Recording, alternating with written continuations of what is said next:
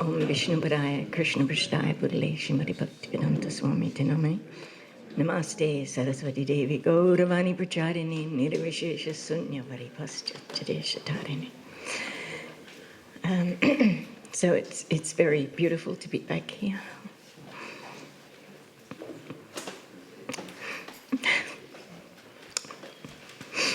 I was feeling so confident before.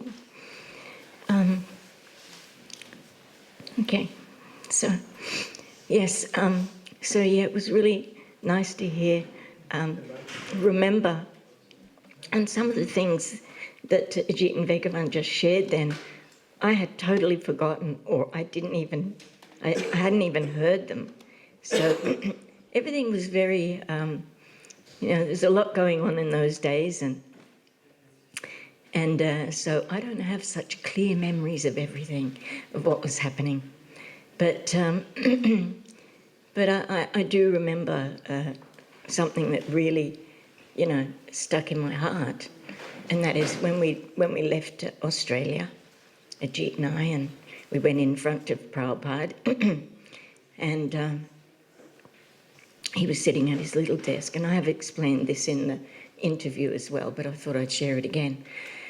He was sitting there, and he was just so kind for about 10 minutes. He said absolutely nothing, and then with a big smile, anyway, there's a detailed thing he said there, but I just wanted to say that Prabhupada said, if you go to Sweden on behalf of Chaitanya Mahaprabhu, you will get all of his blessings.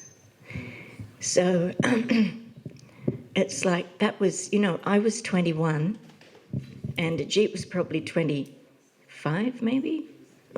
Yeah? I mean, can you imagine, we're only in the temple we've only just been around for a year or 2 years or however long it was, maybe from 71 I joined. So we came in 73, so 2 years. So we were, 21 years old and 25. And Prabhupada is investing all of this, he's blessing us with all of this mercy and giving us so much responsibility to go and, assist in Chaitanya Mahaprabhu's movement. But he had so much faith in us that, we'd be successful. And that's what he was able to instill within our hearts.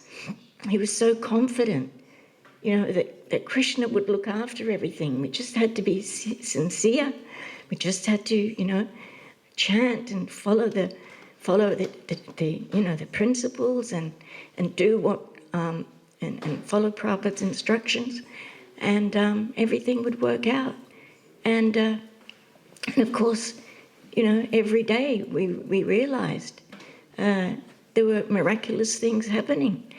We as Jit and Bhagavan was saying, we don't know where all that money came from. We went out in the street, we chanted, we distributed little books, and it just came somehow or other. And of course, Krishna made the arrangements for us to get these beautiful places to be. So we were always looked after. So it was very nice. And one thing I'd just like to say, Ajit wasn't in the room at that time when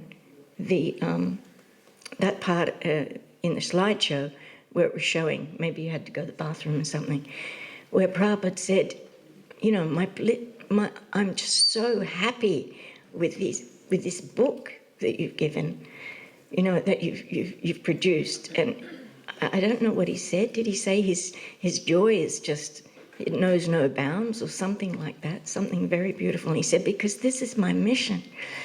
So, Ajit and Bhagavan with a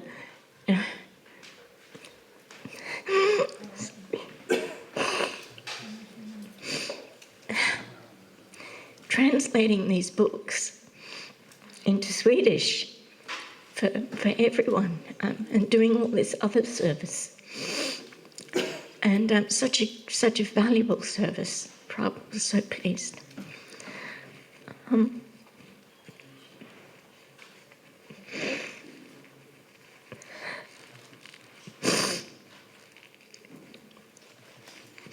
Now, one thing that really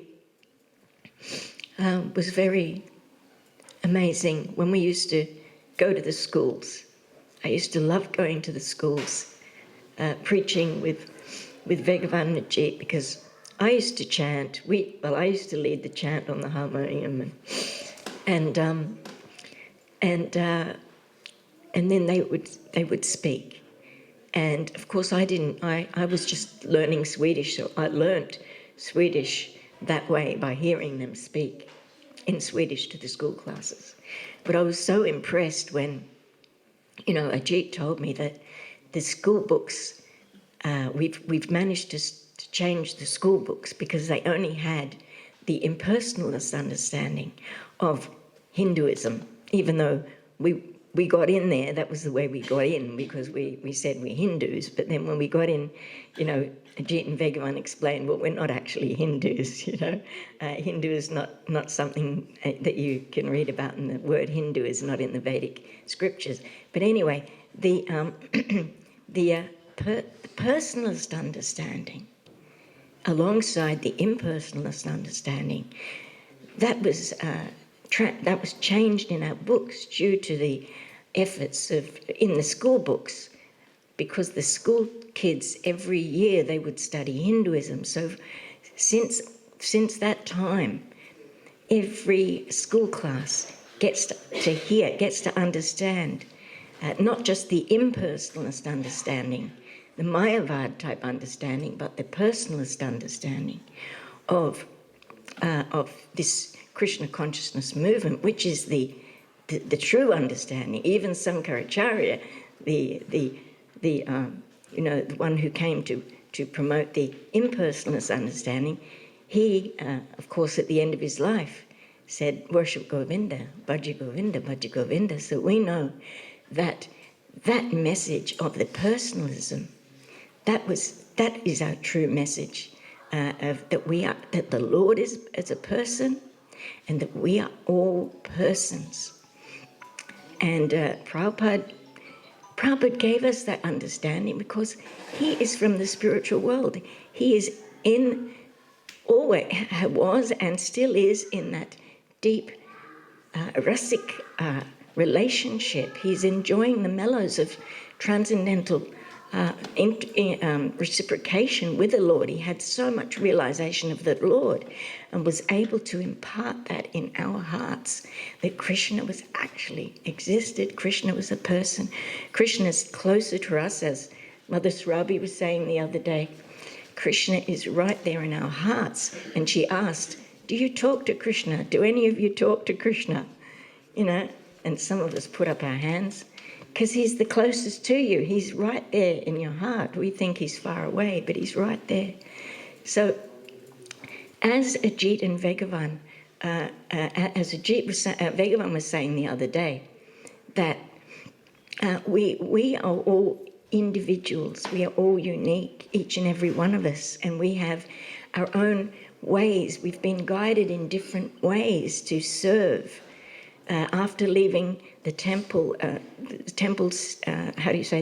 monastic sort of temple setup style, we had to go out. We had families. We had to get jobs. We had to exist in the world. We had to interact with people out in the world, and that we found a lot more difficult on some level, because we had to cope in a situation where we weren't also always surrounded by devotees. But I just want to tell you a little bit about the journey that I've had and how Prabhupada has been with me throughout this whole journey. Very different journey to the journey of the going to the, through the, the universities and trying to change the consciousness of the scholars, and trying to get the real, philosophical understandings through from our Brahma Madhva Gaudiya Sampradaya. Whereas I went a different path, and my path was more in getting people out of the analytical mind and into because I realized that people weren't actually really getting what I was trying to say, or it was hitting a wall because of the mind. It was the mind was getting in the way. So I developed a system. I developed you could call it a healing system, and I still teach this today. I've been teaching it for over 20 years. But to take people actually out of their heads and into the actual body, into the organs of the body. I actually get people to embody their organs and become the organ and actually speak on behalf of what's in the body. I've always felt that I needed to realize personalism from within on some level. I wanted to understand how I was a Mayavadi, how I was a void, I was into voidness and impersonalism. So I went inside and I connected with my body, and I asked my body questions, and I went deep. And what I realized as I went deeper into my body, the organs of my body told me, I'm so much pain. And I asked, well, when you're in that much pain, how else do you feel? I feel hopeless. And when you're hopeless, how else do you feel? I feel empty. And when you're empty, what does it make you want to be or do? Disappear. I want to be nothing because I am nothing. I don't feel like I'm anything. I realized that there are parts of me, subconscious parts of me, not my analytical parts, but my subconscious parts of me that actually wanted to not be, I didn't want to exist. And that was, for me, the true impersonalism. We don't want to be present in the body because it's been so painful. We've had lifetime after lifetime of pain and suffering, and therefore it's much easier, much more, safe to stay up here and out of the feelings. So I went that direction. So since then I've taken a lot of people deep into the parts of themselves where they're realizing we are all the ones who are voidists and impersonalists, because like Shakespeare said, to be or not to be, that is the question. We always either go into fight or flight, and the flight is where we go into non-existence, in the part of us that just feels nothing, into, either feeling nothing, freezing, or running away. So I developed a system to be able to work directly with the Lord to bring people back into that place of presence in the body, so we could move further and understand some very deep realizations from within the body, out of the mind into the feelings, because the feelings are our divine feminine, and our divine feminine is waiting for us to contact her. She is Radharani, the supreme goddess, and we have disassociated from our feelings because they've been too painful, and we have pretty well. I'm talking for me personally, and a lot of the people I've worked with have actually crushed that feminine. We've crushed the feeling part of ourselves, and so I've understood that through going into the feelings, only Radharani can take us to Krishna. We can't go to Krishna in any other way except through the feminine, because our process of bhakti is feeling. The problem is when we have a lot of painful feelings, we get stuck and we get blocked energy in the body. How can we feel all the joy? We get glimpses of it, but when there's so much pain and we haven't processed that, we haven't handed it over to the Lord, then we can't even enter into the real feelings of bhakti, because our heart's full of all of the pain and suffering. Of course, if I had have gone really deeply into the process of bhakti and performed everything with my heart. I know that the pure process of bhakti given by our Goswamis, that would have cleared everything. But I wasn't able to go in with my heart and my true full consciousness into the process. So I tried to at least, I asked Srila Prabhupada for a way to be able to get a deeper understanding. And I just want to, I think it's pretty well time to wind up soon, but I just want to tell you my most beautiful moments in the work that I've been doing, and Prabhupada and Krishna have been with me the whole time, is helping people to get a deeper understanding of God. I take people into the little them, the little small child them who was told things about God from a parent or from a grandparent or from Sunday school or preachers or whatever. And I get them to become that little them. They just pretend to be little them. And what comes out of that little person? Yeah, the little them. You know, like the 3-year-old, 5-year-old. I get them to be the little one of them. Yeah? Yeah, they become the little one. And I ask them, hello, little one, how do you feel about God? And some of them burst out crying. And they go, oh no, God's scary. He's going to send me to hell.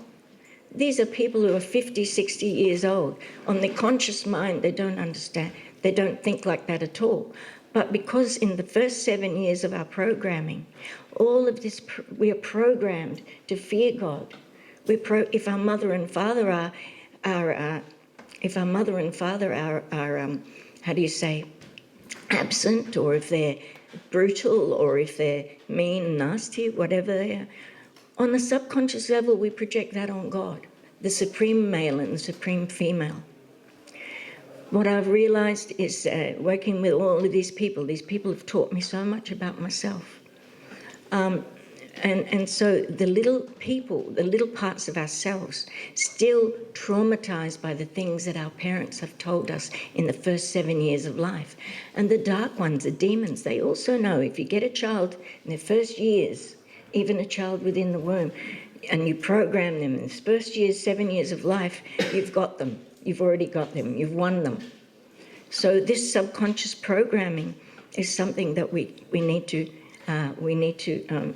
address and hand over to the Lord. Just a minute, I've developed a process, a very simple process where we can hand over this baggage directly to the Lord, and the Lord takes it. I've done it with lots of people. I've done it with some of the devotees here. You experienced that one? Yeah. So, handing over the baggage, handing over the burdens, and the Lord instantly takes them. Ask, of course, Prabhupada, through Prabhupada's grace, to be able to hand it over. And the Lord instantly takes the burdens, and the heart opens. Yes, Yogendra. Okay.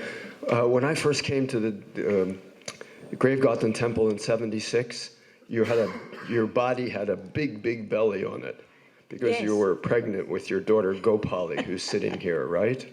Yes. So you must be 50 years old now. Okay, now. Oh, okay, right. Oh, yeah. Oh, sorry. Okay. Well, my question was, in regard to form, when I came to the temple that one Sunday as a guest, the feast had already been. I thought, what happened? And they said, oh, we installed the deities today, Gaur-Nitai. So I went up to them. I saw. But anyway, I wanted to just ask, you were instrumental with Ajit Prabhu. You suggested to Prabhupada that you would go to, in Australia, you would go to Sweden and start a temple. Yes. And install deities. Could you tell us Well, we asked Srila Prabhupada what deities that we should get when we went to India. And Prabhupada said, you can get Gaur-Nitai or you can get Radha Krishna, but not Radha Krishna immediately. So he he gave us his blessings to do that. He said, you can go to Sweden, you can wear the normal clothes, you can wear a long skirt, a Ajit can wear a suit. So he wasn't, he didn't expect us to go in devotee clothes or anything like that, but we ended up doing that anyway. But so he gave us his blessings for all of that, but we didn't. Did we get deities, Gornitai deities? I can't remember. We bought Gornitai deities in India, yes. This is how, But we didn't install them for a while, did we? No, there was quite some time. And those deities, I think, were brought to Denmark. They went to Denmark. Because the Gornitai that was installed in Birgata came from somewhere else. They were bigger. Right. We had a whole big trunk of stuff in India. It was weighed 50 kilos. Oh, wow. Saris and beads. And lots of paraphernalia. And dynamite we got also. And you had peacock feathers, and they tried to stop you at the Indian. Because you cannot, it's illegal to export peacock feathers. Right. Yeah. So we were called into the custom officer, and we had him harmonium, and he ordered us to sing some bhajans. Oh, that's right. So Krishna Premi she has such a beautiful voice, and he almost fell into tears there, sitting, this with his uniform and mustache and everything at the desk. And after that, everyone forgot about the peacock feathers. Yeah. I'd forgotten all these things. Smuggled them through. That's amazing. But Prabhupada took note of Krishna Premi's bhajan singing, was it not? What? Didn't Prabhupada himself take note of... Oh, yeah. In Melbourne Temple, and he said, who is that singing? Yeah. Oh, it's Krishna Premi. Yes. I'm still listening. That's why I gave her the name. She's got Krishna Prema. Oh, I'm still listening to your Tulasi prayers quite often. really? The one recorded on stage in Hamburg. Amazing. And what about the Jagannath, beautiful Yeah, English I've done some, by Well, Prabhupada's grace. One thing, but you We have to seems wind that up. there's some connection here because between Australia and Sweden. Because it was Bhagavan Prabhu who was bringing the deity with Prabhupada, the deities of Radha Krishna to Sydney, yes, to Sydney. And on the airplane, you had the very deity of Radha there and so on. Yes. And that's a whole story about Prabhupada's installing Radha Krishna in the land of the Mlechas. I think, Yes. Korma Prabhu has written extensively about Prabhupada's, hope that this would work out, and we was later very satisfied that it would. That's right. And then, wasn't it so that when you suggested to Prabhupada that you would establish a deity here, that Prabhupada, he said he became so enlivened that he told you, I'll come and help you? Well, that was not regarding to the deities. In general, he said, I'm very happy that you want to go to Sweden, and I will come and help you. As you saw in the picture, in the slideshow, we only had pictures on the altar. We didn't install those deities. Is there some reason why That's there in the letter somewhere. You can read the first letter I got from Prabhupada. That's where he says this, something like that. I don't remember exactly. Is there some reason you think why Prabhupada had such high expectations for that it would work in Sweden? Well, I think he had high expectations everywhere. That's right. Yeah. He had high expectations for the world. It's like, we fully understood Prabhupada, saw everybody. He fulfilled Chaitanya Mahaprabhu and Bhaktivinoda Thakur's great vision and message that everyone all over the world would experience this beautiful inundation of Sri Chaitanya Mahaprabhu. And I just want to say before I finish here, just when I spoke the other day at Korsnäs, and I mentioned how it's 8,400,000,000 years. Once in that time, Lord Chaitanya appears in this world. How rare is that, and how rare is what he's giving? And that was just yesterday, because it's only been 500 years. So we're right in the middle of this inundation of the golden age of Chaitanya Mahaprabhu. So that's what Prabhupada could see and was instilling in our hearts. So, well, thank you, everyone. And I'm just so pleased to be here and seeing everybody and hearing from everybody and remembering all of the old beautiful devotees that have been serving Srila Prabhupada for all of these years. So thank you. Hare Krishna.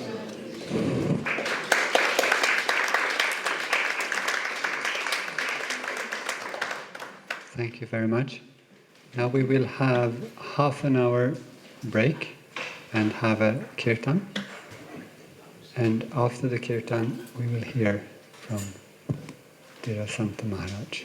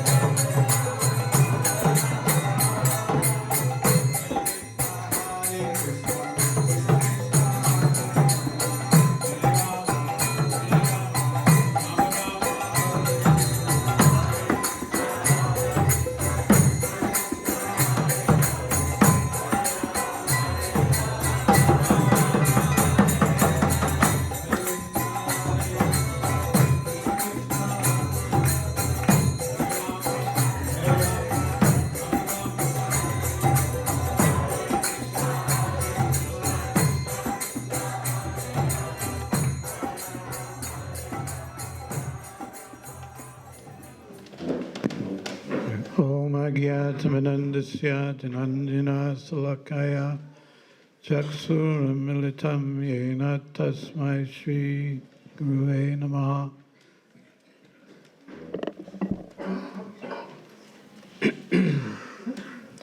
So I've been asked to speak some words on what Prabhupada said in different circumstances.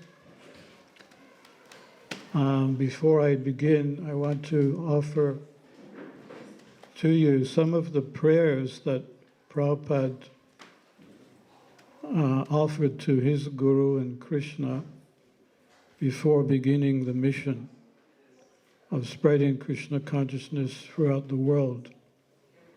These are very significant prayers because it's in the mood, the prayers themselves are in the mood of Prabhupada putting himself in a lowly position and begging for the mercy of his Guru and Lord Krishna. And it's something we can do ourselves, follow in suit, that whatever we're going to do, however we're going to assist our spiritual master, we should know that actually nothing will be successful unless we obtain the grace of Guru and Krishna, as Prabhupada did. Because we can ask the question, how come Prabhupada was so successful? And this is the answer. This is the answer to that question. He was so successful because he took full shelter, 100% shelter of his spiritual master, who gave him the order to come to the Western world to spread Krishna consciousness. And he also took shelter, he took shelter of also the 6 Goswamis. He took shelter of the Panchatattva, Lord Chaitanya, Krishna. So this was his success. So these are just some of the prayers which I've chosen. How will I make them understand this message of Krishna consciousness? I am very unfortunate, unqualified, the most fallen.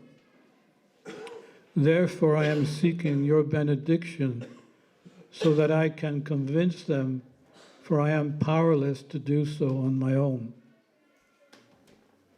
Somehow or other, O Lord, you have brought me here to speak about you. Now, my Lord, it is up to you to make me a success or a failure as you like. O spiritual master of all the worlds, I can simply repeat your message. So if you like, you can make my power of speaking suitable for their understanding. Only by your causeless mercy will my words become pure. I am sure that when this transcendental message penetrates their hearts, they will certainly feel gladdened and thus become liberated from all unhappiness, all unhappy conditions of life. O Lord, I am just like a puppet in your hands. So if you have brought me here to dance, then make me dance, O Lord, make me dance as you like. I have no devotion, nor do I have any knowledge, but I have a strong faith in the holy name of Krishna. I have been designated as Bhaktivedanta, and now if you like, you can fulfill the real purport of Bhaktivedanta. So Prabhupada ki jai. So when Prabhupada came to New York, he had one acquaintance, and that was Swami Nikhilananda. And one thing Swami Nikhilananda tried to encourage Prabhupada to do was to change, compromise with his Vedic standards and principles. He advised him, if you want to stay in the West, you should abandon this traditional Indian dress and strict vegetarianism. meat eating and liquor drinking, as well as pants and coats, were almost a necessity in this climate. However, Srila Prabhupada had another idea. It was a little bit different. And he would not budge from his traditional habits or lifestyle. He said, others may have had to compromise, but they had come to beg technological knowledge from the West. I have not come to beg anything, but I have come to give something. Also, when he came to England the first time, the reporters asked him, it was a challenging question. They asked, why have you come here to England? And Prabhupada said, I have come to teach you what you have forgotten, love of God. And that was a kind of little slap in the face in itself. So the reporter decided to ask another question. He asked him, well, have you come to walk on water? Walk on water like Jesus Christ walked on water. So it was another sarcastic question. So Prabhupada, he just completely shrugged it off. He said, walking on water, that's not so difficult today.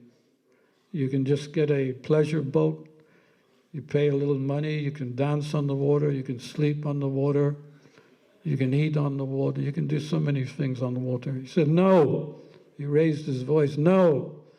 I have come to take your boys and girls from the back streets of London, Birmingham, Manchester, and make them from Vaishnava to Vaishnavas. That's why I'm here. How bold Prabhupada was, just giving a clear message of his intention. And he was very bold about it.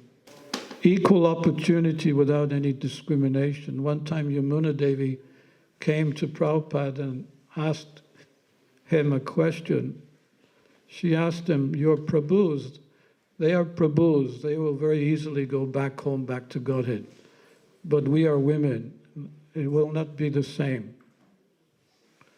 Prabhupada's reply was, yes, that's true, if you think you are a woman. He said, but you're not women, you're Vaishnavis, and therefore there's equal opportunity for you to achieve the ultimate perfection of going back home, back to Godhead. I was in Mayapur in 1973. It was the second Mayapur festival.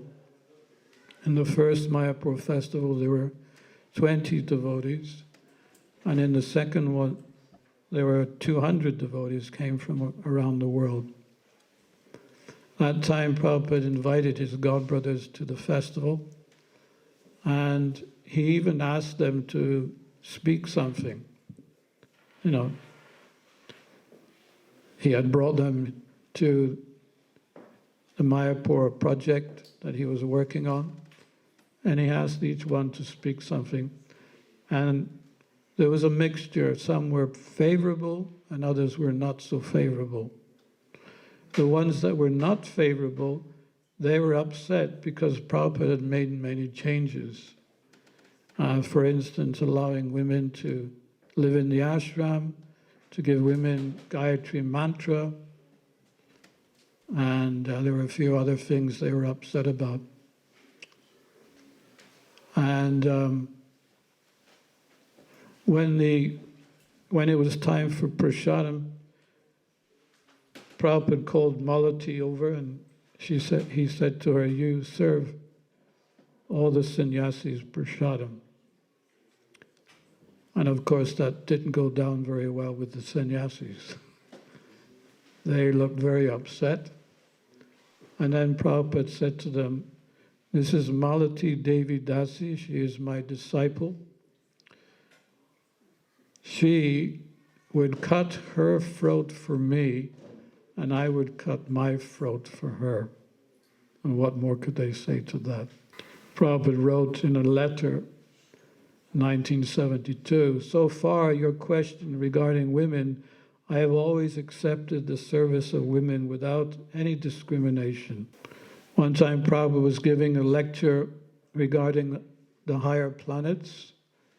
He would say, I am not just saying this, but I am convinced. Other times he would say, rest assured, or take it from me. He was saying, in fact, I know what I'm talking about. I realized this. It is a fact, so please take it and accept it from me. If you chant Hare Krishna, you will understand that Krishna is the Supreme Personality of Godhead. All these things will become revealed to you. Take it from me, there are higher planets. Just because you cannot see them, it doesn't mean to say they don't exist. Don't be Dr. Frog. Also, one of Prabhupada's godbrothers pointed out to Srila Prabhupada that your disciples are not very cultured. Srila Prabhupada then said, but they will do anything I will ask them. They have Guru Nishta. Another of his godbrothers asked him, why do the devotees, your disciples, chant so slowly? Prabhupada's reply, because it's a foreign language to them. He also said that if it wasn't for the Hare Krishna mantra, you boys and girls would not be able to do anything. One time Prabhupada was asked, what do you feel when you chant the Hare Krishna mantra? Prabhupada replied, I feel no fear. A hippie asked Prabhupada, but why can't you just chant anything? Do you have to chant the Hare Krishna mantra? Why not? If you chant 1, 2, 3, 1, 2, 3, 1, 2, 3, isn't that the same? Prabhupada said, well, you can chant 1, 2, 3, 1, 2, 3, 1, 2, 3, and when you get tired of chanting 1, 2, 3, 1, 2, 3, you can try this Hare Krishna mantra.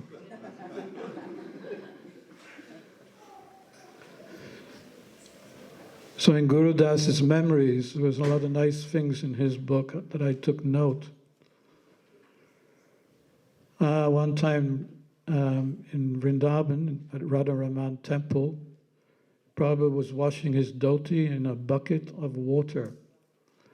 Guru Das approached Prabhupada and said, I would be happy to do this for you, Srila Prabhupada. Prabhupada replied, I can wash my own cloth, and that way I can remain independent. Another time I saw him on his hands and knees scrubbing the floor. Then he looked up again and he said, be as independent as possible.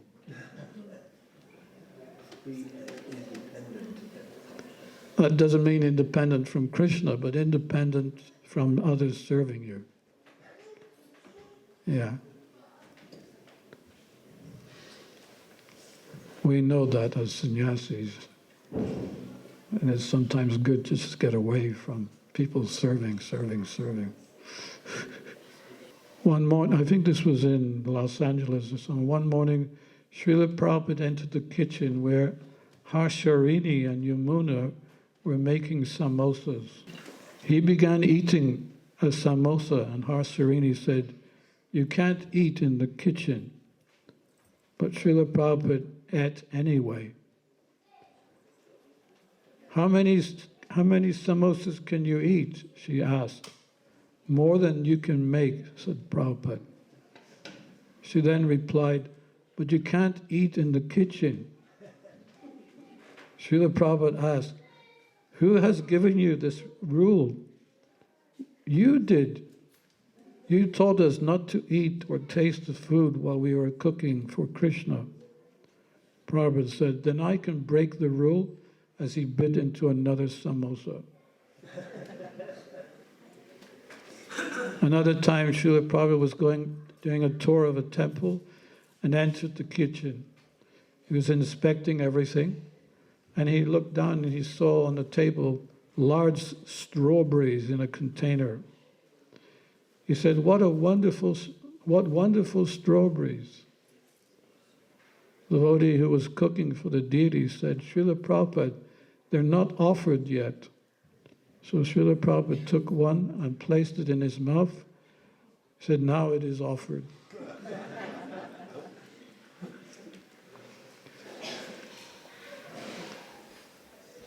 Someone asked also Shruti Kirti, what do you do after you cook for Prabhupada in the kitchen? Do you go and offer it somewhere? And he said, no, I just offer it to Prabhupada, because we anyway do that. When we offer to Krishna, we first offer it to Prabhupada. So Prabhupada offers it to Krishna. So Shruti Kirti never offered directly to Krishna. He said, no, I'm offering it to my spiritual master. He will offer it to Krishna. Srila Prabhupada said, boiled vegetables are a starvation diet. In the West, whenever we are sick, we resort to boiled vegetables as a cure. So he was mentioning also how important it is to cook for Krishna with spices and ghee.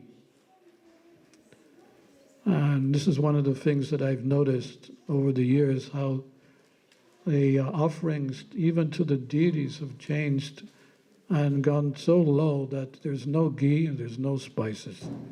It's almost boiled vegetables. But Prabhupada said that ghee is for the inside of the body, oil is for the outside. He said, don't cook in oil. It'll make you sick. There's so much bad propaganda nowadays about ghee, but actually now in India they're understanding that it was just bad propaganda. And that for hundreds and thousands of years they've been cooking in ghee. And everyone was perfectly fine and healthy. So whenever I initiate someone, I give them 2 mantras. I give them the Hare Krishna mantra, and I also give them the ghee mantra. I'm telling my disciples, don't cook in oil, cook in ghee. This is how Krishna wants it, and this is how you will remain happy. And I became a devotee because of the Sunday feast. I remember coming to Berry Place, and the first Sunday feast, there were at least 15 preparations. 15 preparations. There was sweet plate and there was a salty plate.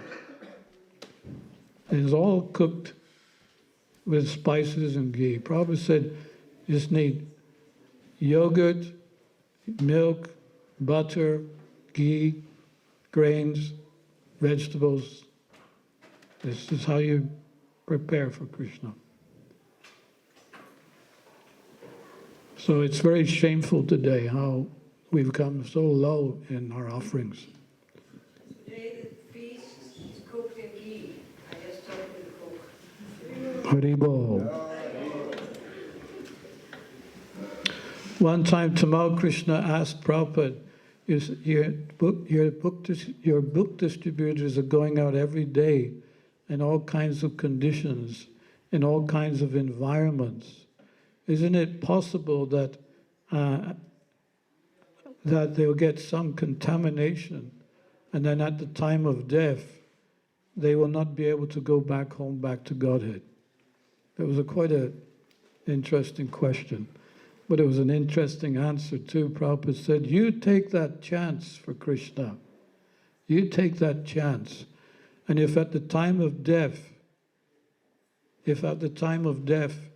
there's some imperfection, Sri Sri Gaur Nitai will enter into the recesses of your mind and heart and will drag you back home, back to Godhead.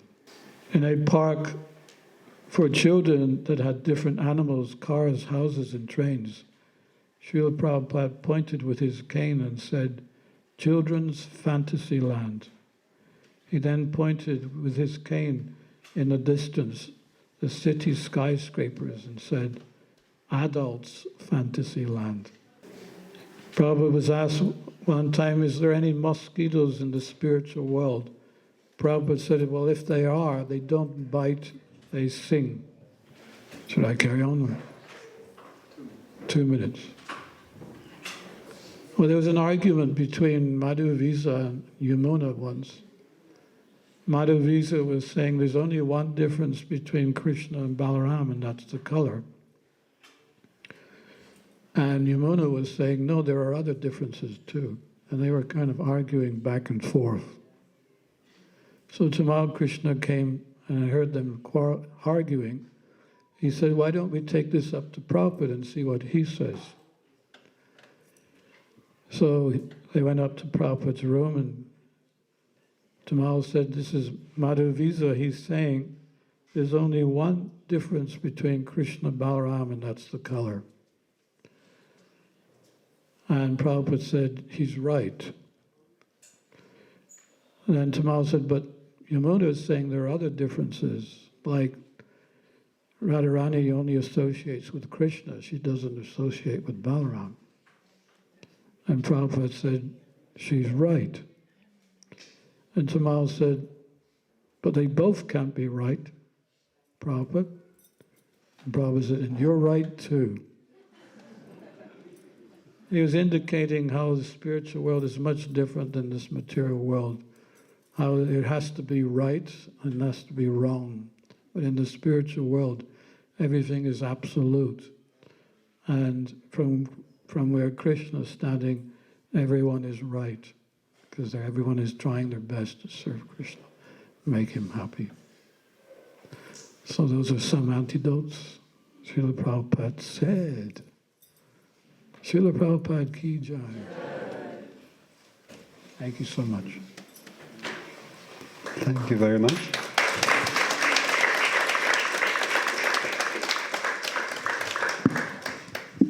Now there will be a Sunday feast that has been cooked with ghee. I'm in line. Huh? Put the mic to your mouth. Yes. Thank you. And yes. We just want to mention those who cooked and sponsored the feast.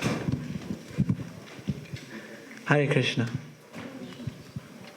So today's Sunday feast was sponsored by Mr. Murari Saha together with his family, and also with another anonymous person.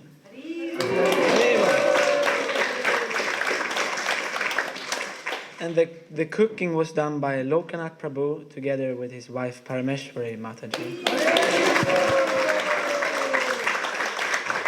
And we had several helpers in the kitchen. It was Ivan, Lisa, Govinda, Larissa, Bianca, Damodar and Madhava.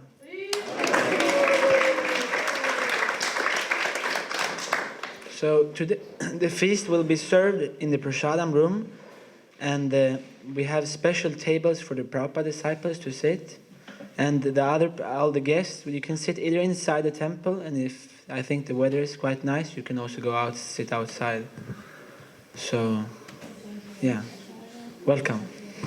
And we will all, after the Sunday feast, we will all gather here again. Allowing me to speak about our dear Srila Prabhupada. Anyone that doesn't know who I am, my name is Surabhi Devidasi. And I was given that name by Srila Prabhupada in London in the... Sorry, I want the ladies to be able to see the ladies as well. I was given that name by Srila Prabhupada in the Berry Place Temple in the Berry Place Temple in London.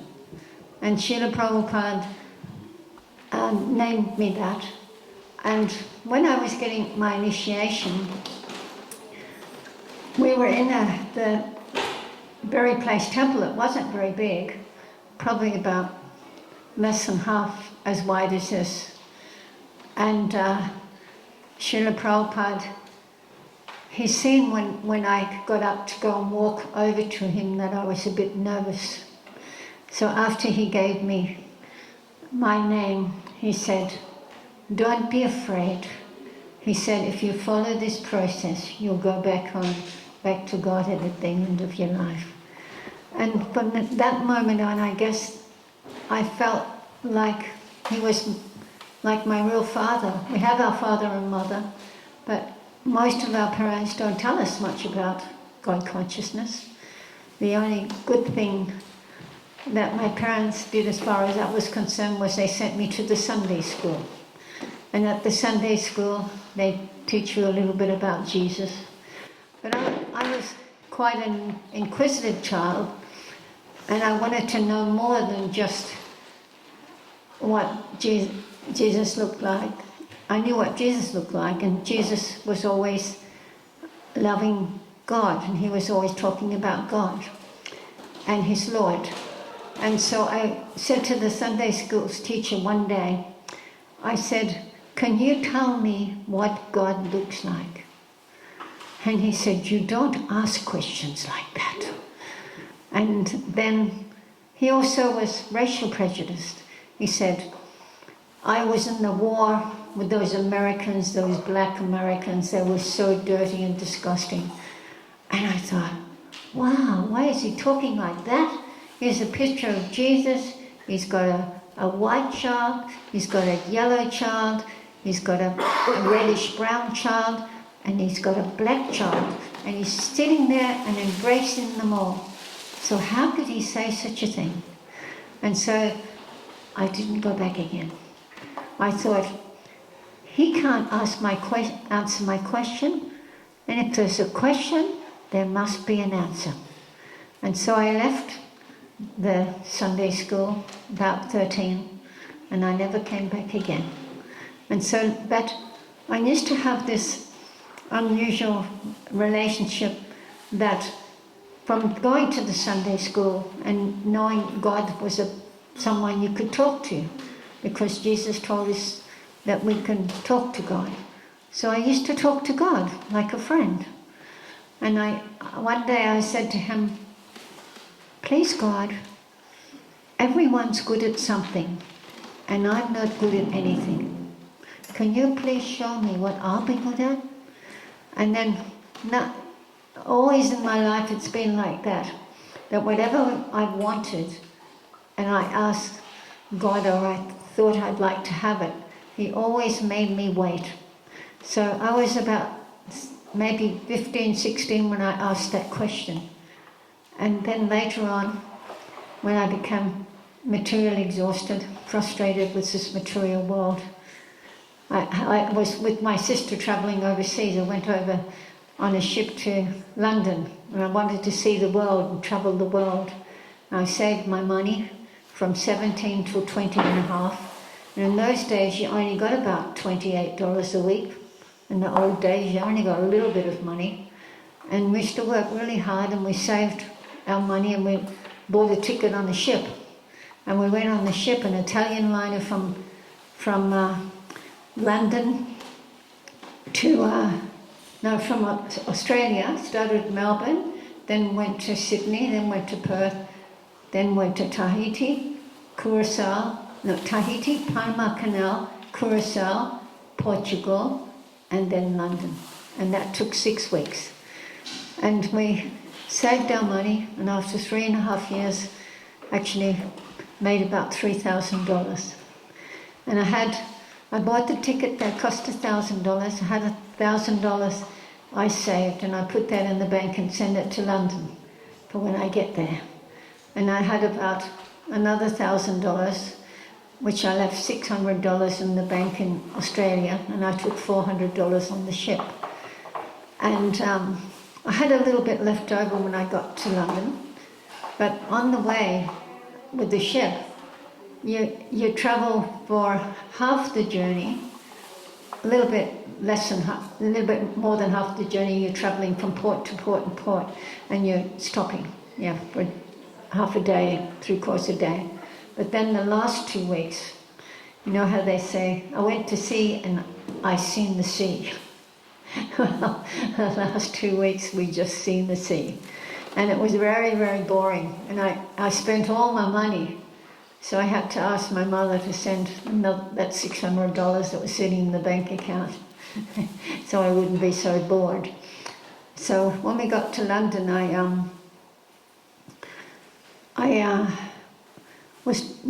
met some young people in a kind of like a disco pub, and I wanted them all to come to my 21st birthday, which was on 26th of December.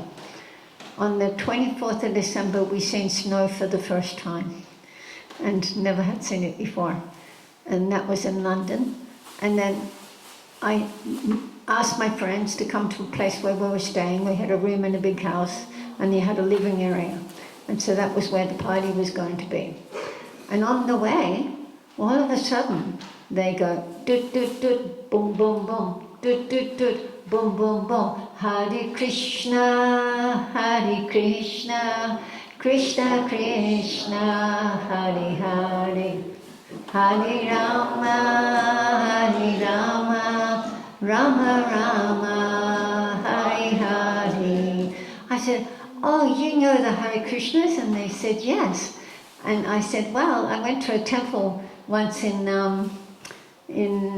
Sydney. My friends, they had seen the Hare Krishnas on the street. And all of a sudden, this paddy wagon pulled up. They were chanting, they were all enjoying the chanting. And this paddy wagon pulled up and piled all the devotees into the paddy wagon, was going to take them off to the police station. And they yelled out the window, please, will you help us? Go to our temple and tell our temple president that we've been off to jail. So my friends, they went to the temple and told them. And the temple president said, thanks very much, that's very nice of you to do this. You should come to the Sunday feast tomorrow. We have this beautiful feast. And so they came home and they told me about it. And we were living about 6 of us in a 1-bedroom unit. All the other guys had no work. And I was the only one, so I was kind of feeding them and paying the rent. And Sunday came, and I said, oh, let's go to the feast. And they said, oh, we've got no money. And I said, well, I'll shout the taxi. Because whenever it came to food, I was interested. And so then we went to the temple, and I didn't really understand anything. I must say, I was a bit skeptical because my mother had just told me, she said, be very careful. She said, in some religions they have a man and they worship him as God. And I walked in the door and there was a picture of Prabhupada. Must be one of those religions. And they had Krishna and the cow there as well. Anyway, so I sat down, we had the chanting, I liked that. And also, they had the prasadam. And the 2 things I can remember was the sweet rice, because my mum used to make that milk rice, right? You know, when you're young. And they had these round balls in a syrup. I thought, this fruit, they had some fruit in the syrup. And I thought, oh, this is really delicious. And I'm enjoying the eating. And my friends there sitting there and listening to the philosophy. And so, but I was just eating, right? And when it was time to go, they said to me, we really like that. That philosophy was really good. And I said, I didn't understand it, but that food sure was good. And so when we left to go to London, then the first encounter was we were running down, we weren't running down. We seen the devotees running down the road in Portobello Road. We could see the orange roads. I went to my sister, there's those Hare Krishnas. They're good people. And the next encounter was in the van on the way to my 21st birthday. And then after that, George Harrison's song came out, My Sweet Lord. And so we loved it. My girlfriend and my sister and me. And so we were living in a very small town in Holland. We went from England to Holland. And we went to this club that was just down the road. And we met the boys in the band. And they said to us, which song would you like us to sing? We said, oh, my sweet George, my sweet Lord. Yes? And they said, oh, yeah, okay, we'll sing that for you. So we went there 5 days a week at least. And every night without fail, we'd be hearing, my sweet Lord. So you see all these things as you're going along. You're meeting Krishna along the way, and it's purifying your heart. And so then we went to live in Amsterdam, and we worked in the hotel, making the beds, cleaning the rooms, right? And we went one day to this, on a walk, where we were staying near one of the canals, right? And went for a walk, and there was this macrobiotic meditation center right on the big canal. Not the ones going this way, but the ones going that way. And we went in there, and a big sign on the auditorium door, Hare Krishna program, 3 days a week. Wednesday, Thursday, Friday. And I said to my sister and my girlfriend, God, look at that, there's the Hare Krishnas again, we should go to it. And so I started going 3 days a week, and the devotees were always saying, we're going to this big festival in London. It's a really huge festival, and our spiritual master's going to come, and we need some help. He gave us a flyer, please will you come to our temple and give us a hand. All right, so after going there and eating that halava, they had the best halava you could imagine. Not to this day have I had halava like that. You remember? Wasn't it good? No, actually all the boys, they learned how to make it. And we used to go on Harinam to programs, they'd always take that halava everywhere. And I couldn't stop eating it, you know. And so I would go there and chant and be really happy at the end. I get some of that halava. Anyway, so I went to the temple, and I was working, I went after work, and I knocked on the door, and Bhumadev and Kishori were in there, not yet initiated. And they came out and I said, I come here to help you. They looked at each other. I said, didn't you need any help? You said at the place where you did the program that you needed help. Oh, they thought I was some mad Christian, I guess, because I was the only one that came. And so I sat down and Bhumadev talked to me, and he said, the one thing I remember really strongly is talking about the principles, and I'm thinking, okay, don't gamble, no. Did the drugs for a little bit, didn't like that, I lost my memory. Smoking, did that for a little bit, it just gave me chest pains, gave that up. And he said, gambling, well, I never did that. And then he got to the meat eating, right? And I said, oh, I'm not a vegetarian. And he said, well, God loves all his children. And he said, when people kill his children and eat them, he cries. And I went, oh my God, I always love God and I know he loves us, and that he cries when they kill the animals to eat.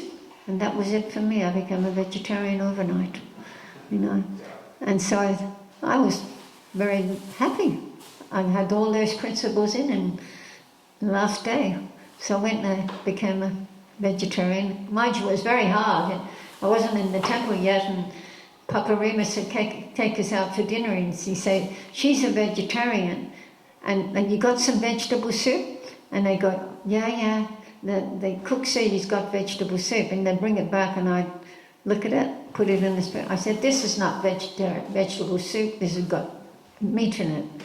So I just gave up. I said, I'm just going to eat at the temple. I'm not going to go out and eat anymore. Anyway, so the devotees, they were talking about this program they had in the morning at 4:30. And they said, you have to come to this program at 4:30 in the morning. It's really special. And I said, yeah, I'm going to come. Anyway, I went there for a whole 2 weeks. And then I went home one day after work, and I was packing my bags. And my sister said to me, where are you going? And I said, I'm going to live in the temple. She said, I knew it. She said, and she lent me the sewing machine because they wanted us to make flags for the Rath Yatra festival. And so we made the flags with my sewing machine, and my sister said, well, you can have the sewing machine, but you've got to give me some of your records. Because all these LPs I bought in London, Donovan, Dylan, Emerson, Lake and Palmer, Santana, the whole works, right? So she took half of them, and I took the rest to the temple. Anyway, so then I get to the temple, and the devotees see me with my bags, and they said, "So you've come for Mangalati?" I said, "Yes, and I've come to stay forever." And here I am, 52 years later, forever. I don't know how long forever's going to be. 52 years. And so that was the beginning of my spiritual life. And back to the question that I asked God when I was young, what am I going to be good at, God? Can you see how it makes me wait? Well, on the first day, I sat down and I threaded my beads. And that took all day. And we didn't buy the beads, like you can go and buy the beads in the devotee shop, or you can go and buy them in Mayapur. We had to sit there and thread them. One bead, one knot, one bead, one knot. And every bead, Hare Krishna, Krishna Krishna, Hare Hare, Hare Rama, Rama Rama. At the end of the day, I think I chanted 16 rounds. And then the next day, the devotee said to me after lunch, "We're going to go out on the street. Would you like to come?" And it was just me and the boys. That's why I kind of like my godbrothers a lot, because it reminds me of the time when I was young and I used to go out with you all on Harinam. And I became very attached to them all. And then they said, "So we're going to sing for an hour." And after we sang for an hour, they said, "We're going to do magazines." So we're changing over. The ones who are doing the magazines are going to sing, and the ones who are singing are going to do magazines. And I said, "Okay, but I've never sold anything before in my life." And they said, "You give it a try." And I said, "But I don't speak the language." And they said, "That's all right. You just give them the magazine and you go 1 guilder, like that." And I had my big smile. And they took the magazines. And then we went back to the temple and they said, "Okay, everyone count how many magazines they've distributed and how much money they made." And guess who was the best distributor and the money maker? So God told me on my first day, I'm going out on the street, that I can sell. And I beat everyone in the temple in my first day. So he answered my question, what can I be good at?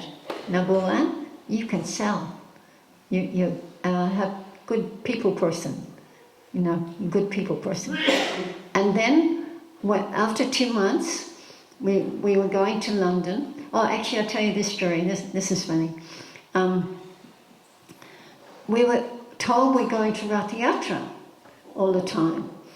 And they're telling me all about it. And the devotees there in Amsterdam, they learnt all about Srila Prabhupada from Dhananjaya. Dhananjaya used to talk all day about how wonderful Prabhupada was. And so the devotees, they tell everyone that came how wonderful Prabhupada was.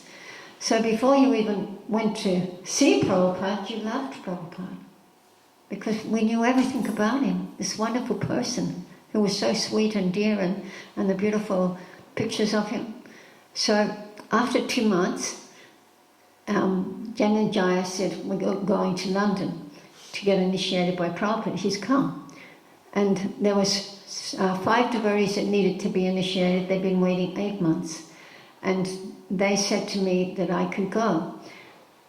I don't know why, but anyway, they did. Anyway, when we were going to go to Amsterdam from Amsterdam to London the first time, a man gave some money for the tickets. And then Koya said, "We're very sorry, devotees, we're not going to London." He said, "We don't have enough money." And I said, "Koya," I said, "You said we don't have enough money to go to London, and you said we're going to go." And he said, "Yes." I said, "I've got some money." He said, "Why didn't you tell us?"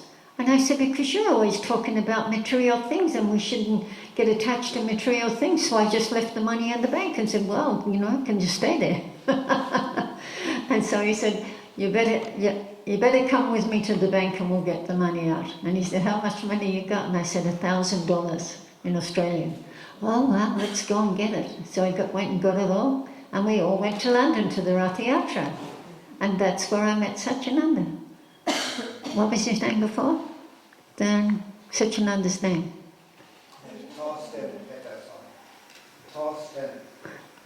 Anyway, I can't remember it. But it was Satyananda Maharaj. And we were on the Rath Yatra walking along, and all of a sudden I hear George Harrison's name, Donovan's name, Dylan's name. I go, what? And I walked over to him and I said, what's this?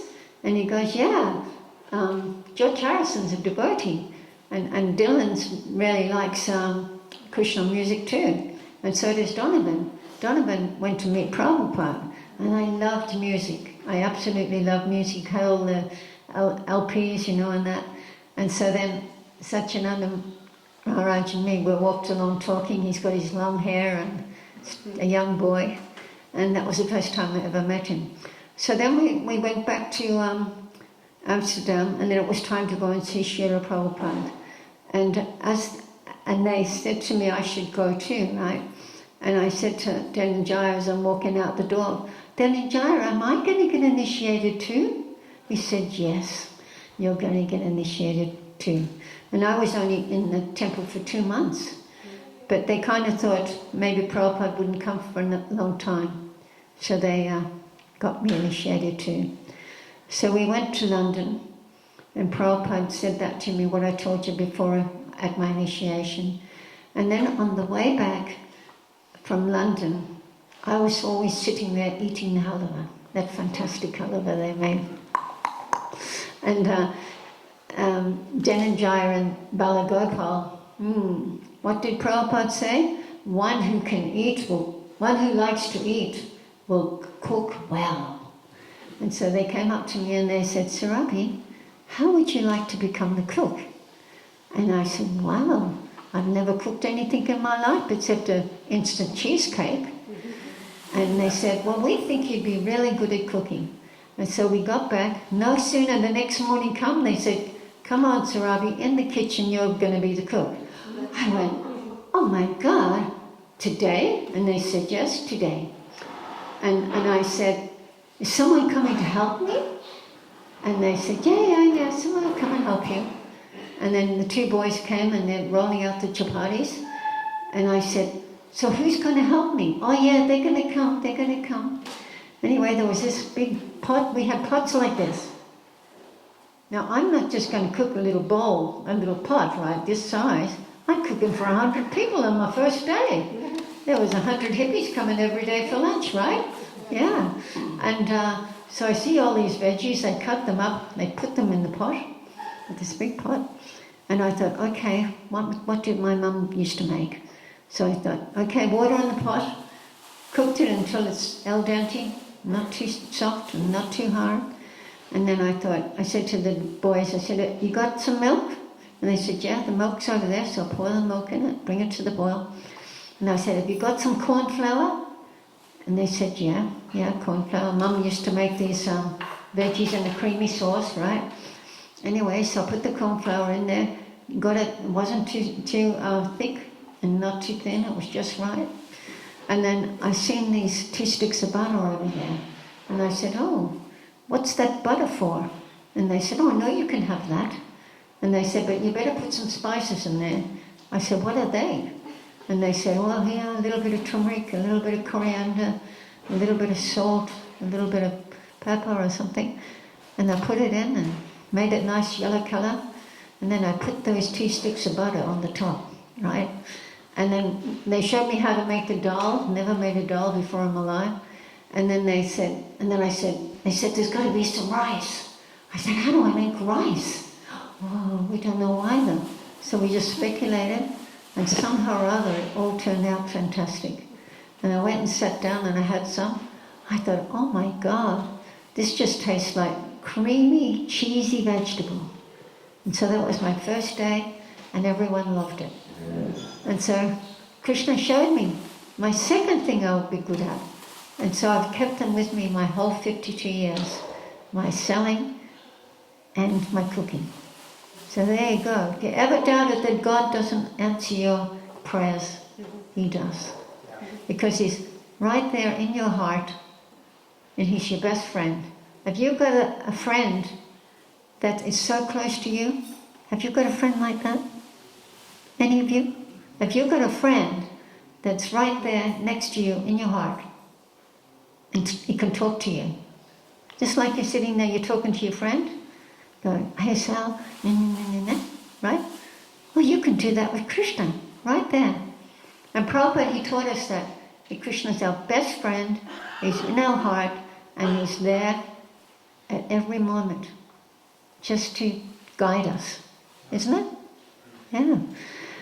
So, all I can say is, thank you, my dearest Srila Prabhupada. What would we do without you?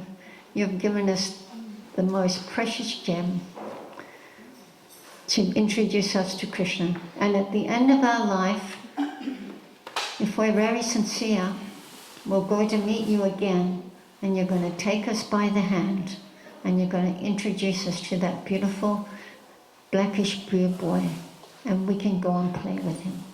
Don't you think that'll be nice? I think so too. Hare Krishna. Thank you, everyone. Would you like to come? So, Srila Mataji was feeding us, and Hrimati Mataji was making a lovely hat for Srila Prabhupada. And I don't know, some of you have gotten this. Is this good? This? Okay.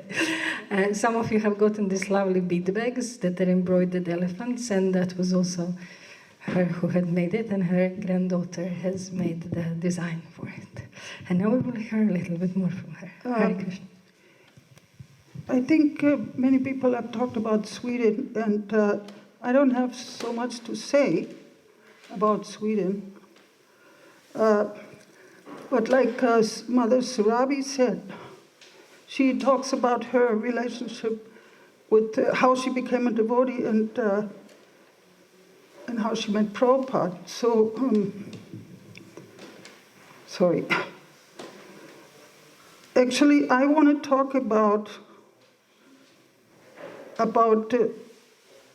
last time I saw Srila Prabhupada. Not about the first time, but about the last time. I hope it's not too long, and I hope it's appropriate to in this venue. And it's an article I wrote in the Back to Godhead magazine. And the name of the magazine of the story is called Prayag Raj, a place for Vaishnavas. So everybody has heard about Allahabad. Have you heard about Allahabad? Srila Prabhupada's residence, and that's where he got initiated, and like that. So I just want to read the article, if it's okay with everybody. So what was supposed to be a brief, casual trip to accept an invitation from an old friend turned out to be a wonderful, purifying, spiritual journey. Two of the holiest places we in the Hare Krishna movement hold dear, Vrindavan and Mayapur, are sites where the Supreme Personality of Godhead, Sri Krishna and Chaitanya Mahaprabhu, respectively, made their transcendental appearance. But there is another very spiritual place we don't hear enough about. Only a few of us know much about this gem, where Lord Ram stopped twice to rest on his way to exile and to perform puja for purification on his way back. When Lord Chaitanya went to the temple of Veni Madhav and danced day and night, where he instructed Srila Rupa Goswami and the Vaishnava philosophy, and where the founder acharya of ISKCON lived with his family and received spiritual initiation. This place is called Allahabad, also known as Prayag Raj. So actually the government of India, this is after this article was written, renamed Allahabad to its original name, Prayag Raj. 37 years ago, in 1977, in Mumbai, then called Bombay, I saw my spiritual master, His Divine Grace, A.C. Bhaktivedanta Swami Prabhupada, for the last time. With my 2-year-old son, Raghunath, holding onto my sari, and my 6-month-old daughter, Nandini, in my arms, I waved farewell to him as he drove off in his maroon ambassador to attend the Maha Kumbh Mela in Allahabad, which occurs every 12 years. Vrindavan lies in northwest India near the river Jamuna, while Mayapur is located near the Ganga in the eastern state of West Bengal. That's where I live right now. Allahabad, Uttar Pradesh, lies in the heart of India. Though nearly 3,000 kilometers wide, India has only one time zone. There's not another time on the west coast or east coast. It has only, so there's only one time zone, and clocks around the country are set to the time in Allahabad. It's like in the heart of India. Just as the city is the heart of India's time, it is also the heart of India's spirituality. It is where millions of people come every year for a holy dip in the Triveni Sangam, the confluence of the three rivers, Jamuna, Ganga, and Saraswati. Saraswati is a river that actually runs underground, and they come together with the Jamuna and the Ganga. It's very beautiful. Advaita Acharya Das, a family friend from Mayapur, requested me several times to visit the ISKCON temple in Allahabad, where he serves as the temple president. How could I refuse to visit this holy city, where every year many millions of pilgrims flock to find spiritual peace? Also knowing that Allahabad has a lot of history connected with the Lord's pastimes, as well as with my spiritual master, I finally made the journey. There's pictures, but I don't have them on a pen drive or anything. After a 12-hour train ride from Kolkata, I hire a private auto rickshaw from Allahabad Junction Station to Baluaghat, where the ISKCON temple is located. This being Allahabad, the city of Allah, many of the shops I pass display Arabic signboards. The Mughal Emperor Akbar gave the city its current name in 1575. As the rickshaw arrives near Baluaghat on the Jamuna River, I hear loudspeakers broadcasting chants of Jai Gange Mata, all glories to Mother Ganga, Jamuna Mai Ki Jai, all glories to Mother Jamuna, and Jai Hanuman, all glories to Hanuman, mixed with the names of many other demigods and demigoddesses. The rickshaw drops me off in front of the place of the late King Dr. Vibhuti Narayan Singh, 1927 to 2000, just next to the ISKCON Sri Sri Radha Veni Madhava Mandir. As I walk through the beautiful arched entrance to the temple property, Advaita Acharya gives me a warm welcome. After I've settled in, he tells a brief history of the temple. In 1989, a group of devotees headed by Madai Das arrived in Allahabad to start an ISKCON center there. In the beginning, they stayed as paying guests at the house of Mr. S.D. Sinha. Then in 1991, they rented a house at 403 Bagambari Housing Scheme, Allahabad, with Madai Das as the temple president. They struggled for quite a while to obtain land to start the center. Eventually, they met Mr. B, and it's a little history only. They met Mr. B and Rama Roy, whose son owned Hotel El Chio, and who was a close friend of the popular king of Kashi, His Highness Maharaj Dr. Vibhuti Narayan Singh. On Mr. Roy's suggestion, the devotees traveled 125 kilometers to Varanasi and asked the king for land. See, the king lived in Varanasi. He agreed, but did not pay immediate attention to the matter, and in time the devotee grew anxious. Unexpectedly, Mr. A.K. Chadda, a school organizer, offered to donate 2 acres of land near the airport. The devotees accepted the offer and started conducting programs on the land. Hearing this, the king sent his lawyer to inform the devotees that he was ready to donate his land immediately. Finally, after a prolonged struggle, the devotees took possession of the property next to the king's palace by the bank of the Jamuna in Allahabad. That's the present temple. The leased property was officially registered in the name of ISKCON in March 1997, but the struggle did not end there. See, there was a lot of people living there. Although the devotees had received a written consent order from the king in 1995, some servants of the king and other tenants gave the devotees a lot of trouble and refused to vacate the property, although they eventually left after some time. The property was a jungle, however, wild with vegetation and infested with snakes. The devotees cleared the land and made it fit for the Lord's residence, along with a garden and a goshala. Seeing the property, I could never have guessed at all the struggles the devotees went through to make it look like it does today, with beautifully manicured flowers and vegetable gardens. Being an animal lover, I immediately went to see the cows. Narahari Das Brahmachari introduced me to about 20 extremely friendly cows and bulls, many of them curiously sniffing me. I am taken by how clean they are. The devotees themselves are looking after the cows with much love and affection under the leadership of Achintya Balai Das Brahmachari. In Mayapur, my service is to take care of the elephants, and that is because I love animals, so you hear a lot about this here. I have 12 cows at my house also. So next to the cow barn extends the large temple garden.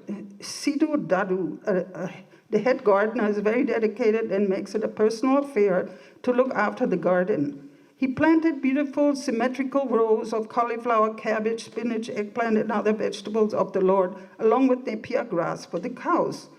On the opposite side of the footpath, you can find beautiful scented flowers in a big area of tulsi, the sacred plant used profusely in the worship of Lord Krishna. The flowers, vegetables, and fodder for the cows are grown organically with only cow manure used as fertilizer, which is derived from the slurry coming from the big gobar gas tank, where biogas is produced by mixing cow dung and water. Actually, this devotee who invited me, I taught him all that, and how to do the gobar gas and how to do organic gardening. So that's why he was very eager to invite me there. The biogas is then channeled through a pipe into the main kitchen and used for cooking for the much-loved chapatis. The Lord's cook, Savajaya Krishna Das, let me have a glimpse into the smaller deity kitchen while he's cooking for the deities. I observed harmony in ISKCON Allahabad, where the devotees are peaceful and devoted in everything they do for the presiding deities, their Lordship Shri Shri Radha Veni Madhav, installed in November 2003. Their lordships are gorgeously decorated and smiling at you. Their temporary temple building was formally inaugurated in August 2003, and the temple service has been carried out regularly ever since. Festivals such as Krishna Janmastami, Ram Navami, Gaur Purnima, and Srila Prabhupada's Vyaspuja are celebrated annually in grand fashion. Advaita Acharya plans for a large permanent temple. And here comes to the main part. After touring the temple grounds, I take a holy, refreshing dip in the river Jamuna at the Prabhupada Ghat, which descends directly from the back gate of the temple property. In the evening, after honoring dinner prasadam, I offer a gilam to Shri Shri Radha Veni Madhav and retire for the night at the ISKCON Allahabad guest house. Okay, here comes Srila Prabhupada in Allahabad. Allahabad, or Prayag Raj, has a lot of history connected with the Lord's pastimes, as well as with ISKCON's founder Acharya, His Divine Grace A.C. Bhaktivedanta Swami Prabhupada. At the Allahabad Gaudiya Math in 1933, Srila Prabhupada then known as Abhaicharan Day, received Vaishnava initiation from his spiritual master, Sri Sripad Bhaktisiddhanta Saraswati Thakur, and received the spiritual name Abhay Charanaravinda Das. At their very first meeting in Calcutta in 1922, Srila Bhaktisiddhanta Saraswati had instructed Abhay Charan Day to spread the gospel of Sri Chaitanya to the English-speaking people of the world. After that first meeting, Abhay moved to Allahabad and ran his own business, Prayag Pharmacy, for 13 years. I went to that place, it's still there. The building that housed the pharmacy can still be seen today. During this period as a family man, Abhay helped establish the Allahabad Gaudiya Math for his spiritual master's mission. So on my second day in Allahabad, it is time for parikrama, or pilgrimage to the holy places. Our first stop is the ancient temple of Sri Sri Veni Madhav, the presiding deity of Prayag. According to the history painted on the walls of the temple, now this is really interesting. There was once an evil entity named Gajakarna who troubled all the demigods. On the request of Lord Indra, the king of heaven, the great sage Narada Muni sought an audience with Gajakarna to find out his weakness and discovered that he suffered from a skin infection on his leg. Narada told Gajakarna to bathe where the three rivers, Ganga, Jamuna, and Saraswati meet. The Triveni Sangam at Prayag Raj, which Gajakarna proceeded to do. Amazed at finding himself cured and wanting to possess, he wanted to possess the three great rivers that had cured him. He drank them, he started drinking them. When the rivers pleaded with Lord Vishnu, he arrived in the form of Veni Madhav, killed Gajakarna, and restored the rivers to their rightful place. According to the oral history, Lord Ramachandra, Sita Devi, and Lakshman visited the Veni Madhav temple during their 14-year exile, many centuries ago in a previous age, Treta Yuga. And we learn from Chaitanya Charitamrita that Sri Chaitanya Mahaprabhu, while visiting Prayag Raj about 500 years ago, chanted the holy names and danced here every day. He was very much in love with this place, that place. After returning from the USA, Srila A.C. Bhaktivedanta Swami Prabhupada visited this temple and found it in a dilapidated state. It's very beautiful deities, you can imagine.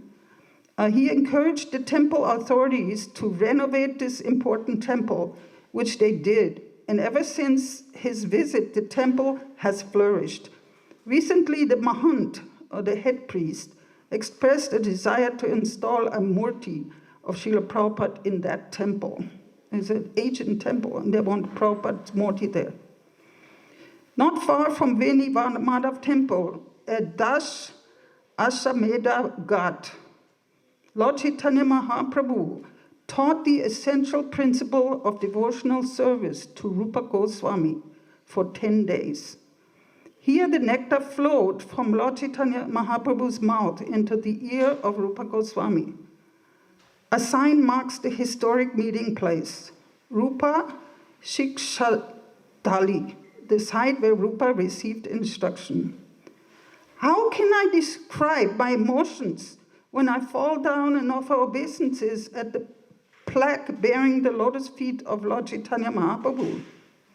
Having been a follower of Chaitanya Mahaprabhu since my childhood, 41 years ago, I feel surcharged with a mixture of spiritual energy and emotions. Based on the discourse that took place, now this is really important, based on the discourse that took place here between Srila Rupa Goswami and the Lord, Srila Rupa Goswami gave us the Vaishnava culture as we still practice it today. Reference to their meeting can be found in Chaitanya Charitamrita, Madhya Leela. Due to the great crowds in Prayag, Sri Chaitanya Mahaprabhu went to a place called Ashwamedha Ghat. It was there that the Lord instructed Sri Rupa Goswami and empowered him in the philosophy of devotional service. Sri Chaitanya Mahaprabhu taught Srila Rupa Goswami the ultimate limit of the truth about Lord Krishna, the truth about devotional service, and the truth about the transcendental mellows, culminating in conjugal love between Radha and Krishna. Finally, he told Rupa Goswami about the ultimate conclusion of Srimad Bhagavatam. Sri Chaitanya Mahaprabhu taught Rupa Goswami all the conclusions he had heard from Ramananda Roy and duly empowered him so that he could understand them. By entering the heart of Rupa Goswami, Sri Chaitanya Mahaprabhu empowered him to ascertain properly the conclusions of all truth. He made him an experienced devotee whose decisions correctly agreed with the verdicts of the disciplic succession. Thus, Sri Rupa Goswami was personally empowered by Sri Chaitanya Mahaprabhu. In his book Chaitanya Chandrodaya, Kavi Karna Pura, the son of Shivananda Sena, has elaborately described the meeting between Sri Rupa Goswami and Sri Chaitanya Mahaprabhu. At the beginning of creation, Lord Brahma conducted the first then 10 sacrifices, yaga, at Ashwamedha Ghat. He referred to Prayag as Tirtha Raj, the king of all pilgrimage sites. Confluences of major rivers are commonly referred to as Prayags, of which there are 14 on the Ganga, with Prayag Raj, the king of confluences, being the most important. The Puranas, the Ramayana, and the Mahabharata contain references to this sanctity. Today, Prayag is an important religious center with hundreds of temples. It is the ancient spirituality of Prayag that you can really feel when you go there. Next, our pilgrimage leads us to the Allahabad fort, built in 1583 by the Mughal Emperor Akbar. It was the largest fort he built and one of the biggest garrisons of the Mughal Empire. Presently, the Indian Army occupies the fort and only part of it is open to visitors. Lord Ramachandra with Sita and Lakshman came to this site on their way to his exile, and here performed his father's Shraddha ceremony for one's departed ancestor.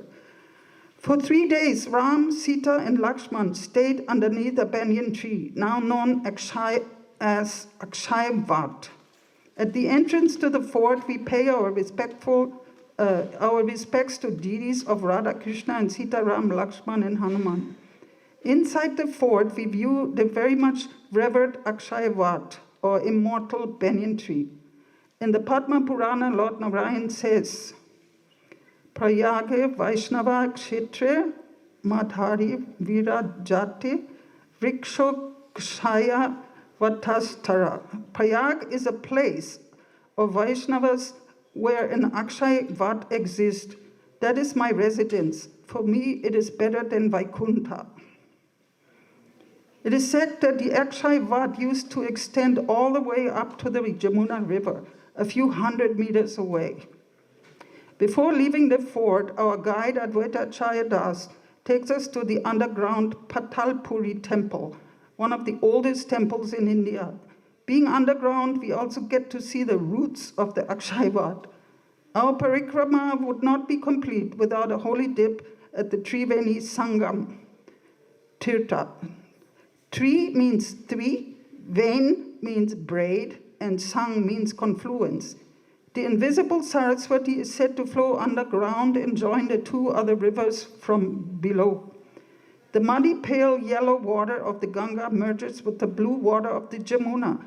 The water is about 40 feet deep near the point of their nexus, after which the Ganga continues on until it meets the sea of the Bay of Bengal, Ganga Sagar. The Padma Purana states, it's almost over, I won't read this Sanskrit. Those who are truthful, who have conquered anger, who are non-envious, religious, mature in scriptural knowledge, and engaged in the well-being of the cows and brahmanas take bath in the middle of the Ganga and Jamuna. They become freed from all types of sin and they achieve all types of enjoyment to the fullest extent. We ride on a boat out to the Sangam to take our holy bath from a wooden, that was really scary, from a wooden platform connecting two other boats. The ride out provides a picturesque view of the confluence and many migratory birds. With the onset of winter, these birds migrate to this holy spot all the way from Siberia. These birds, there's so many birds that come from Siberia just to go there, to this Sangam. And a lot of Russians. During Kumbh Mela in the cold month of January, it is said that all the demigods come in human form to take a dip at the Sangam. Srila Prabhupada explains that people should take advantage of the association of the many highly learned saintly persons who assemble during Kumbh Mela. On our way back to the ISKCON temple, we passed by the old Prayag pharmacy building where Srila Prabhupada had his business as a young family man. Back at the temple, paying my humble obeisances to Sri Radha Veni Madhav, and then offering them a ghee lamp, I meditate on my great fortune in receiving their darshan, and I pray they may engage me in their service. Only after going to this spiritual city, Prayag Raj, and seeing and experiencing it myself, did I open a new, fresh connection with my spiritual master and his Lord. It never occurred to me before why Srila Prabhupada, even in his old age, had insisted on going to Allahabad on that day in 1977 when I last saw him. Now I have a better sense of the spiritual allure of this special place. I encourage devotees visiting India to make Prayag Raj part of their itinerary. The beautiful smiling faces of Sri Radha Veni Madhav will surely capture your heart as they have mine. Hare Krishna. This was, I know it's a little bit far from Sweden, but I saw Srila Prabhupada, we were waving, maybe you know the video, Srila Prabhupada going and Atmavidya. Remember, we were trying so hard to actually be going there with Srila Prabhupada, but Providence did not permit. So I was very thankful to go there and experience. This was on an off season, so I went there in the fall. This was no Kumbh Mela, so there was no crowds there or anything. Hare Krishna, Srila Prabhupada ki. Thank you very much.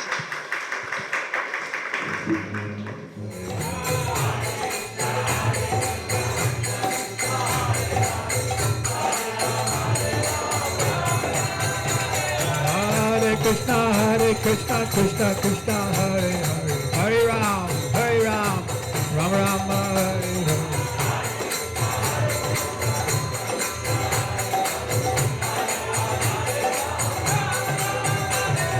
Krishna Balaram, Krishna Balaram, Krishna Balaram, Krishna Balaram.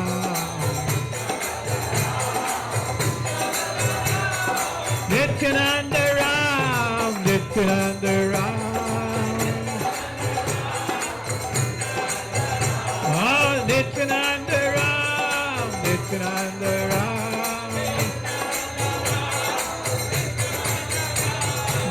Hare Krishna, Krishna Krishna, Hare Hare, Hare Ram, Ram Ram, Hare Hare.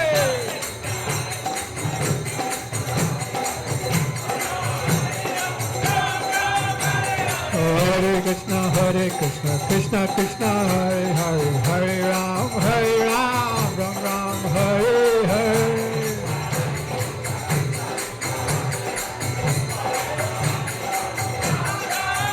Hare Krishna, Krishna Krishna, Hare Hare, Hare Ram, Ram Ram, Hare.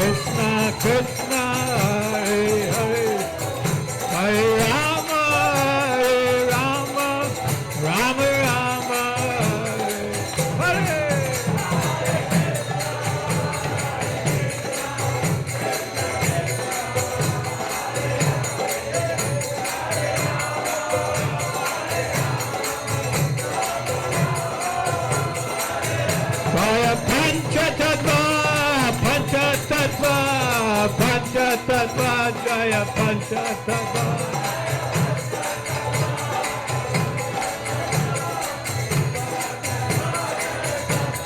Jaya Panchatattva, Panchatattva, Panchatattva, Jaya Panchatattva.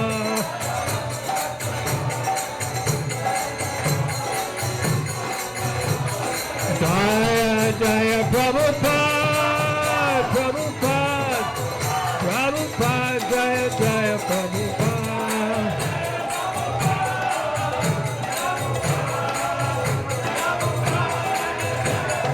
Jaya Jaya Prabhupada, Prabhupada, Prabhupada.